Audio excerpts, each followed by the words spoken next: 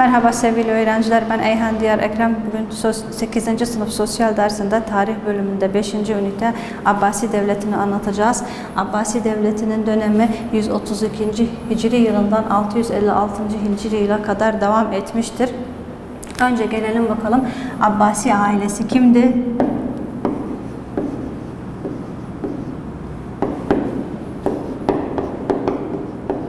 Ve devletin ismi nereden geliyor?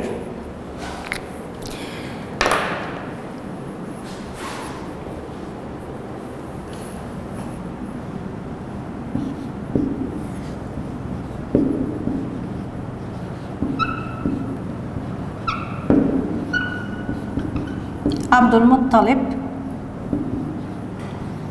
oğlu Abbas. Abdülmuttalip oğlu Abbas öldükten sonra oğlu Abdullah Emevilerle barış içinde yaşamıştır. Daha sonra onun oğlu Ali ise Emeviler döneminde Hamime kasabasına yerleştiriliyor. Onun oğlu kendisi öldükten sonra oğlu Abdullah bu ailede gözü hilafette olan ilk kişidir. Emeviler bunu duyduktan sonra sert bir şekilde karşı çıkıyorlar ama birçok mücadeleden sonra El-Rıza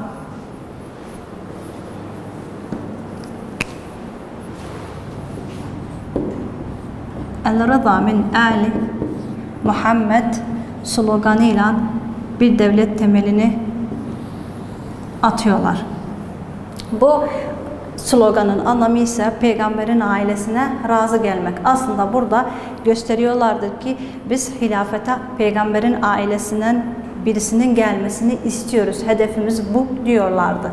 Ve daha sonra bu çabadan sonra peygamberin amcası olan Abbas adında devlet kurmayı başarıyorlar. Şimdi gelelim bakalım devletini nasıl kurdular, amaçları nelerdi, onları anlatalım.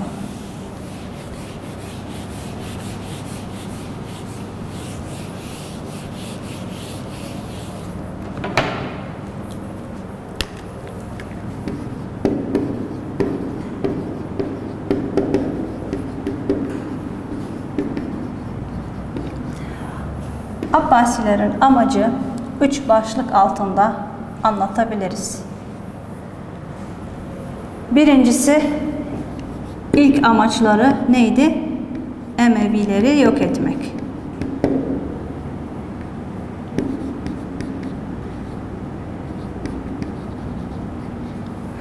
İkinci amaçları ise mevali ya da muvali, kitapta yazıldığı şekilde mevali ve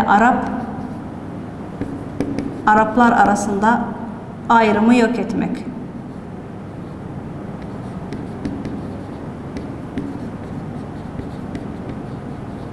Kısaca yazıyorum buraya.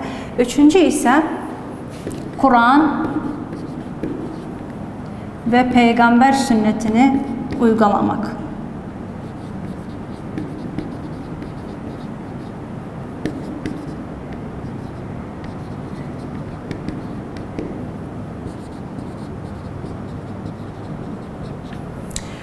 Tekrar edecek olursak Abbasilerin 3 amacı vardı. Birincisi Emevileri yok etmek, ikincisi ise mevali ve Arap ayrımını yok etmek, üçüncü ise Kur'an ve peygamber sünnetini uygulamak.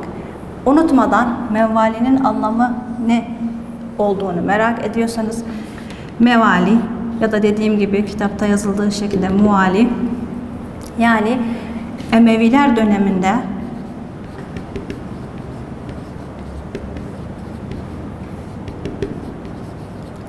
Arap olmayan Müslümanlara verilen isimdi.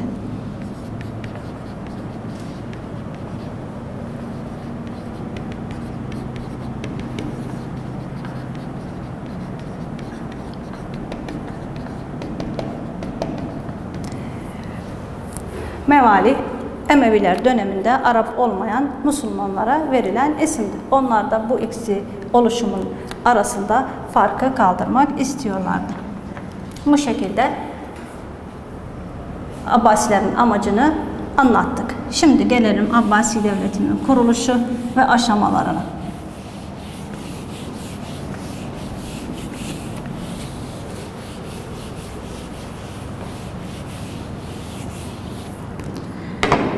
Abbasi Devleti'nin kuruluşunda en büyük rolü İranlılar oynamıştır. Onların bu aşamada büyük yardımları olmuştur. Onun haricinde ise daha çok yoksul ve zor durumda olan kesimler yardım ettiler. Bunun sebebi de hedeflerine ulaşmak için her ne iş olursa yapmaya hazırlardı.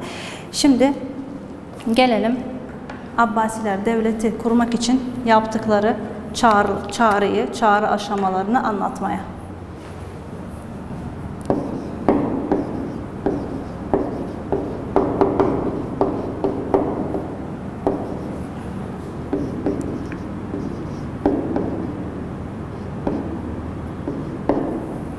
İki şekilde yaptılar çağrıyı.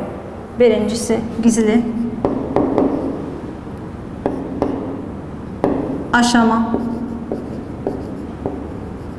İkinci ise açık, aleni aşama.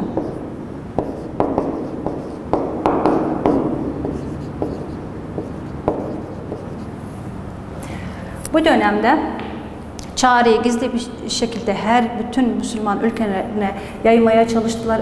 Özellikle uzakta bulunan Doğu ülkelerine yaymaya çalıştılar ve bu çağrıyı nasıl yaptılar? Gizli bir şekilde ya ticari yollarla ya da tasavvuf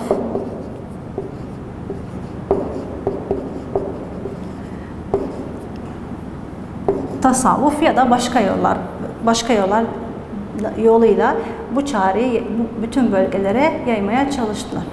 Bu dönemde bu çağrıyı kim yönetiyordu? Bu çağrıyı İmam İbrahim yönetiyordu. Ve bu dönem içinde İmam İbrahim Emevilerle asla yüzleşmelerini istemiyordu. Bunun sebebi de çağrının gizli kalmasını istiyordu. Yerlerini sağlamlaştırana kadar, ayaklarının üstüne durana kadar çağrıyı gizli bir şekilde yapmak istiyorlardı. Bu yüzdendir ki bu aşamada çağrının içeriği gizliydi.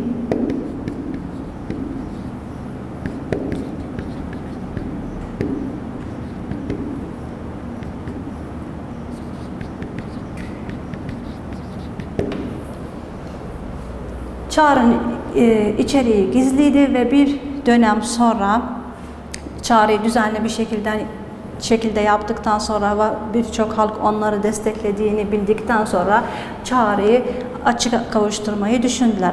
Ama önce çalışmayı sürdürmek için, bir yer belirlemek için müşavere ve fikir alışverişi yaptıktan sonra Merov şehrini seçtiler. Çalışmak ve işlerini yürütmek için Merov şehrini seçtikten sonra 129. Hicri yılında 1. Kurban Bayramı'nın 1.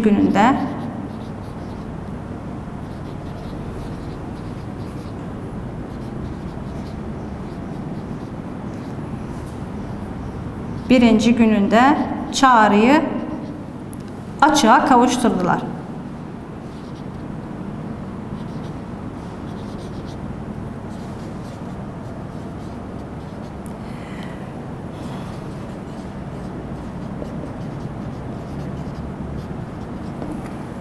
Bu şekilde kısaca tekrar edelim. Abbasilerin çağrı iki şekilde oldu. Gizli aşama ve açık aşama. Gizli aşamada yönetimi sürdüren çağrı yönetimi İmam İbrahim yönetiyordu çağrıları. Çağrının içeriği bu aşamada, gizli aşamada gizliydi. Ticari ve tasavvuf başka yollarla çağrıyı yaydılar. Tam düzenli yaydıklarında ve herkese, birçok kişiye yetiştiklerine inandıklarında açığa kavuşturdular. Mero şehrini çalışmak için seçtiler. 129 Hicri yılında Kurban Bayramı'nın 1. gününde de Çağrı'yı açığa kavuşturdular.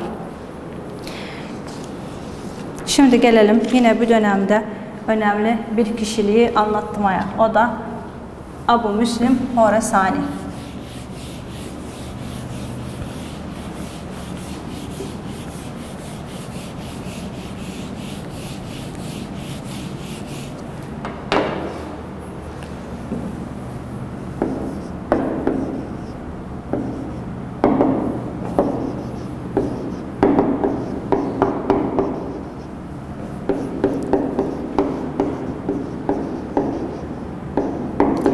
Abu Müslim Horesani bir yiğit bir Kürt delikanlısıdır ve çağrının gizli aşamasında İmam İbrahim'e katılıyor ve İmam İbrahim ondaki gücü ve yeteneği gördükten sonra onu çağrı danışmanı yapıyor.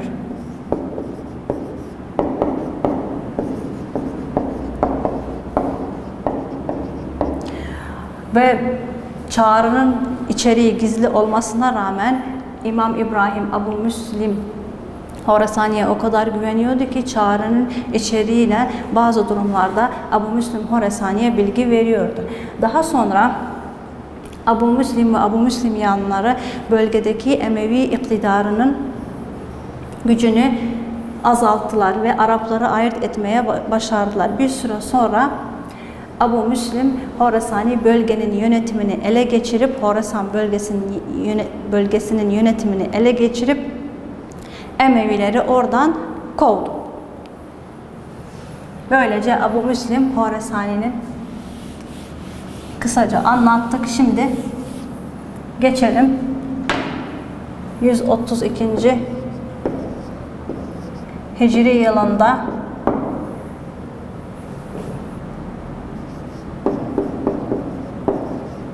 Zab Savaşı.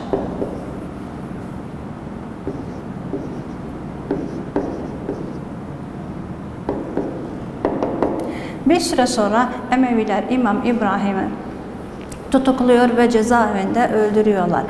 Ölmeden önce hilafeti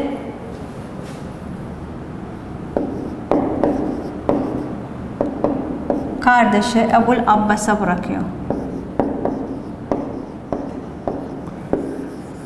Ebul Abbas da halk içinde bir süre sonra Kufa'da halk arasında hilafetini koyuyor. Halife Mervan ise Emevilerin Halife Mervan'ı ise Cezire'den Musul'a geliyor ve bir saldırı hazırlık içine giriyor.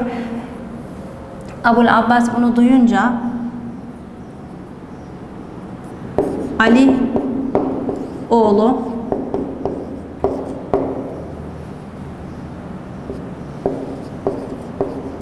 Abdullah yönetiminde, liderliğinde bir ordu hazırlıyor ve daha sonra iki ordu Hazır kasabasında, Hazır ya da Hazır yazalım, kasabasında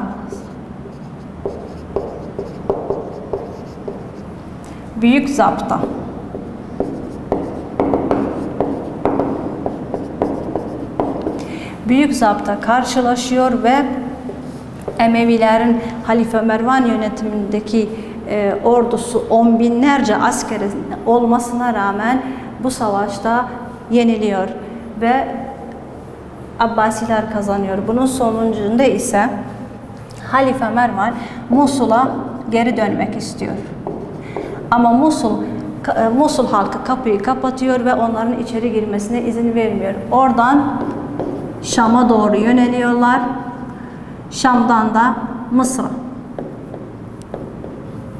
En son Mısır'da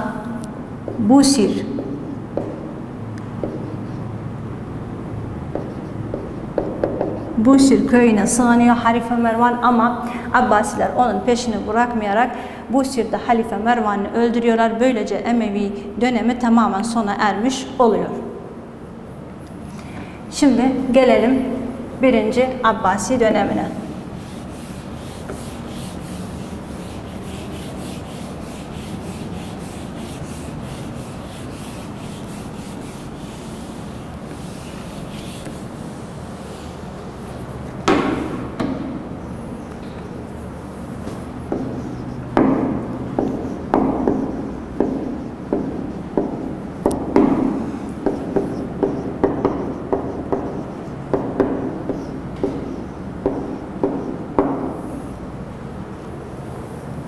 ...132-247 Hicri yılı arası. Bu dönem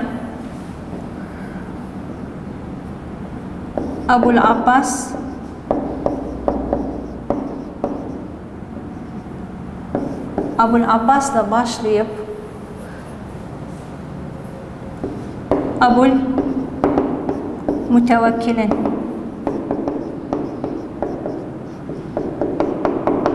ölümüne kadar sürüyor.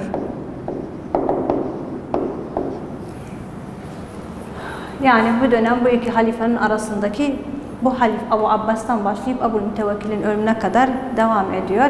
Abbasi devleti dini bir taban üzerine kurulmuştu ve hilafet peygamberin ailesine dönsün diye büyük bir sloganla başlamışlardı ve bu sloganla beraber birçok halkı kendilerine tabi etmişlerdi ve bunların Kufa, Abbasilerin yani Kufa ve Horasan gibi iki karargah seçmişlerdi. Her ikisi de çok zekice ve akıllıca seçilen karargahlardı. Çünkü bu bölgedeki insanlar peygamber ailesini hilafete gelmesini istiyorlardı. Bu yüzden de destek aldılar. Bundan başka da bu dönemde Sasaniler yani İraniler çok büyük destek verdiler. Çünkü Sasaniler hem peygamberin ailesini seviyorlardı hem de daha önce Yemen ve Irak'ta Arapları yönetmişlerdi. İslam devletinin gelmesiyle bu bölgedeki yönetimleri bitmişti ve bu çağrıyı bir yol olarak gördüler, bir fırsat olarak gördüler bu bölgedeki yönetimleri tekrar ele almak için. Ama bu dönemde Abbasiler bir talimat vermişti. Şüpheli görünen her kişiyi ortadan kaldırıyorlardı.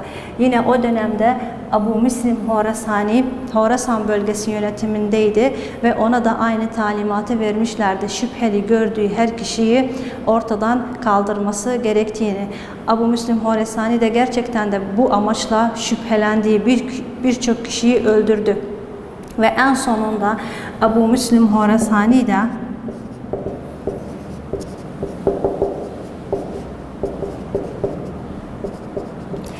Abu Müslim Horasani de ne yazık ki bir şüpheye kurban giderek öldürüldü.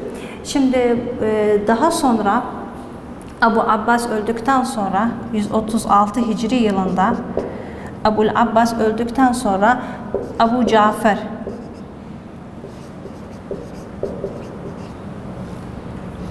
Cafer el-Mansur yönetime geldi, hilafete geldi. Bu dönemde de aynı siyaseti sürdürdü. Yönetimi sağlamlaştırmak için elinden gelen mücadeleyi verdi. Ayrıca Abu Cafer el-Mansur'un Bağdat tabanını, yapısını oluşturmakta ün salmıştır. Bunu da hatırlatmakta fayda var. Şimdi gelelim 2.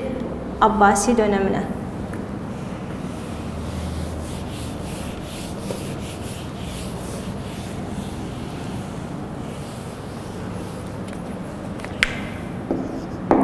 Abbasi dönemi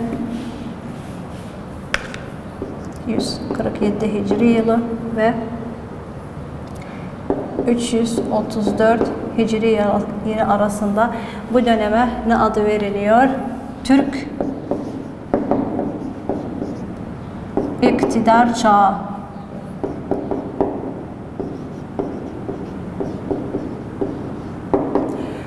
Bu dönem Halife Muntasır'ın hilafete gelmesiyle başlıyor.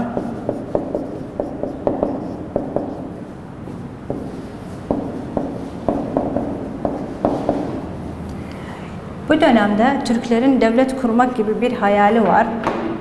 O yüzden halifeleri azletmek gibi bazı uygulamalar yapıyorlar.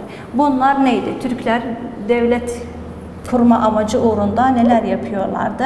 Onu sıralarsak bir sene bu dönemde başladığını unutmayalım. Halife Muntasır başladığı dönemin başlaması.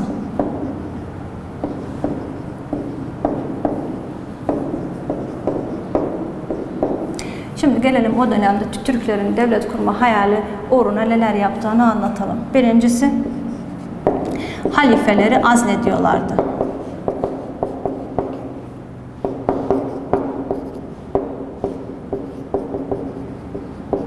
Azletmek yani halifeyi görevden alıyorlardı. İkinci, halifelere işkence.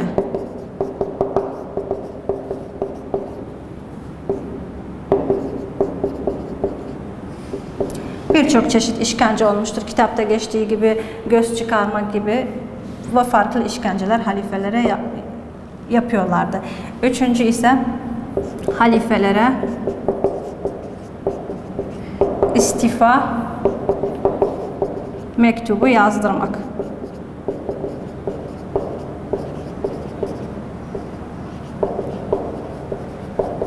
İstemi dışı. Halifenin kendi istemi dışı istifa mektubunu yazdırıyorlardı. Hatta bazen o istifa mektubunu kendileri yazıyorlardı. Böylece halifeyi makamından, iktidarından indiriyorlardı. Yine bu dönemde Türklerin kendi aralarında da sorunlar vardı. Bu Türklerin kendi aralarında olan sorunlar da tabii o bölgede problemlerin, güvenlik sorunlarının oluşmasını kaçınılmaz kıldı. Daha sonra Halife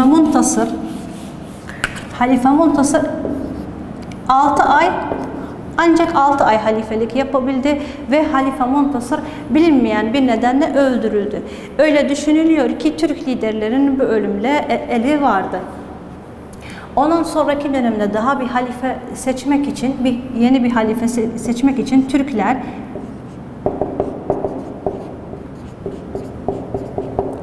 Mütevekkil'in oğullarını istemediler.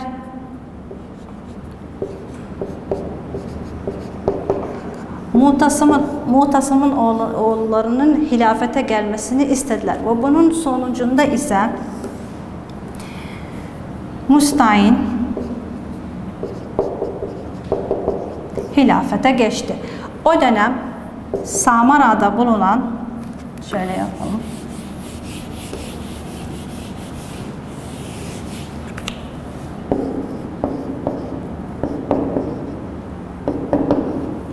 Samara'da bulunuyordu.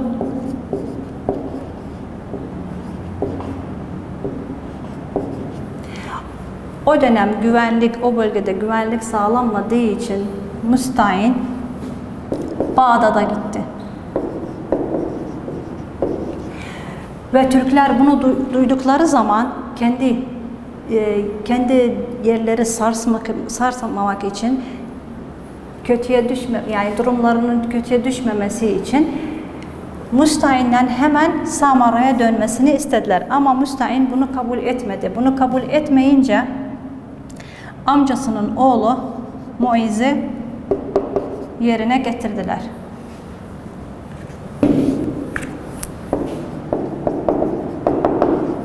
Böylece kısa bir süre sonra Mustahin Bağdat'ta, amcasının oğlu Muiz Samara'da, aralarında savaş çıktı.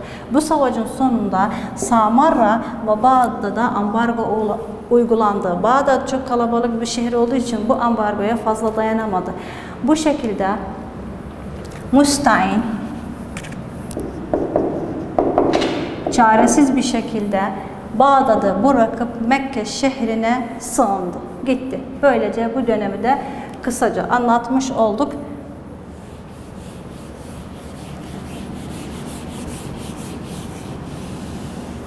Ve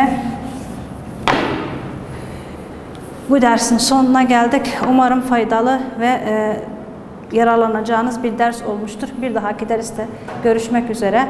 Hoşça kalın.